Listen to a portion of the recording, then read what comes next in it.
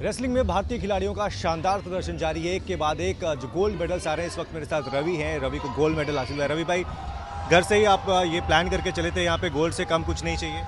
देखो भाई साहब, लगे टारगेट एक टेक के आए थे कि कॉमनवेल्थ गेम्स हैं और देश के लिए गोल्ड मेडल जीतना है। पहले से एक गोल बनाया था कि हम वापस जाएंगे और देश के लिए गोल्ड जीतेंगे। आपने तीनों जो मुकाबले खेले, क्वार्टर फाइनल, सेमीफाइनल और फाइनल, तीनों आपने टेक्निकल सुपरियॉरिटी से जीते, है ना? इसके किस तरीके से आपने तैयारी की थी, या फिर आप ये मान के चल रहे थे कि मुझे कम से कम सेकंड्स में मुकाबले जीतने हैं? देखो भाई साहब, कभी ऐसा तो सोच के नहीं आते कि कम से अगर हम कब के उसमें जाएंगे तो कई बार ऐसा होता है कि बाउट इधर उधर भी हो जाती है। तो एक टारगेट के साथ आए थे कि अपना 100% देना है और बहुत अच्छी, मतलब एक अच्छी दिमाग से बाउट खेलनी है, और वो तकरीबन आज पूरा हुआ। टोक्यो से अगर बात की जाए यहाँ तक, कॉमनवेल्थ गेम्स तक, आपने बहुत हार्डवर्क किया है।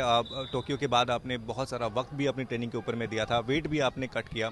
ये सारी चीज़ें आपने कैसे जो है मैनेज की? आपने आपको दिमागी तौर पे कितना मजबूत किया? देखो भाई साहब, एक टारगेट के साथ लगे हुए थे कि एक देश के लिए जाना है। अच्छा, ऊपर सपोर्ट होता है, देखो कोचेज का सपोर्ट होता है, फ्रेंड्स होते हैं उनका सपोर्ट होता है, और मैं तो एक मोटिवेटर हैं विक्रांत महाजन जी, जो मतलब उनके काफ़ी संपर्क में हूँ कि किस तरीके से एक आप टारगेट बनाओ और टारगेट को किस तरीके से पूरा किया जाए।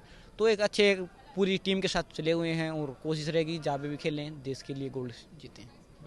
आखिरी कुछ सवाल रवि भाई, आप छत्रसाल में भी जब आप रहते हैं ना, तो आप जो जूनियर जो हमारे रेसलर्स हैं उनको भी आप अपने पास बुला लेते हैं कि जी आओ मेरे साथ ट्रेनिंग करो। तो ये जो आप जनरेशन वाइज जो आप ना अपनी जो स्किल्स हैं, जो आपने आपके पास जो कला है रेसलिंग की, वो जो बताते हैं, आपको लगता है कि ये एक बड़ी चीज़ है, हमारे आने वाले जो रेसलर्स हैं उनके लिए बहुत काम आएगा, आप जैसे खिलाड़ी के साथ वो ट्रेनिंग करना?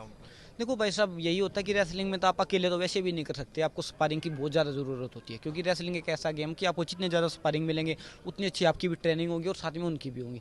तो ये बस यही रहता है कि आप भी, हम भी खुद अच्छा करें और जो साथी वाले खिलाड़ी हैं वे भी देश के लिए बहुत अच्छा करें। रवि भाई, रेसलिंग में आप इतने ज़्यादा फोकस रहते हैं, आप घर भी बहुत कम जाते हैं, मम्मी पापा से भी बहुत जो कम मिलते हैं, चाहे त्यौहार हो तो भी 1 घंटा 2 घंटे के लिए जाते हैं। ये जो डिटर्मिनेशन है, ये कैसे ले आती है? ये जो मतलब आप फोकस है आपका गेम को लेकर? देखो भाई साहब, वो मैंने बताया था ना कि जो फ्रेंड्स हैं, कोचेज हैं, विक्रांत जी हैं, तो उनका एक टारगेट रहता है कि किस तरीके से आप एक गोल बनाओ, उसके बाद पहले देश के लिए कुछ इतना अच्छा किया जाए, उसके बाद फिर सारा समय तो उन्हीं के लिए है ना, तो फिर वो उसके लिए भी तैयार करेंगे हर चीज़ को। Thank you.